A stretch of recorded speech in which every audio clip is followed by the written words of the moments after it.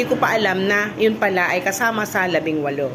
Kaya mag-iingat po tayo. Ang hirap po mag-isip ng contents tapos bigla lang po tayo mapa-flag contents. Okay? Kaya pag-isipan po natin mabuti kung ano yung ating sasabihin. Talaga pong sa totoo lang, ang dami nating dapat pang pag-aralan. Hindi po isa, hindi po dalawa, 18 po yung salita. Na-check po ako na mayroon pa yung mapapadagdag. Sa totoo lang po. Okay. So, para po maiwasan yung flag contents, wag na po natin gamitin yung mga salitang yan.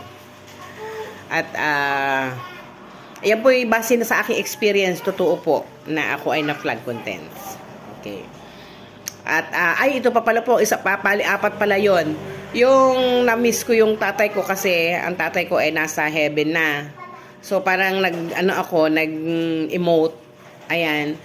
So bakit na flag contents ako doon? Yun. So nagsalita ako ng salitang Father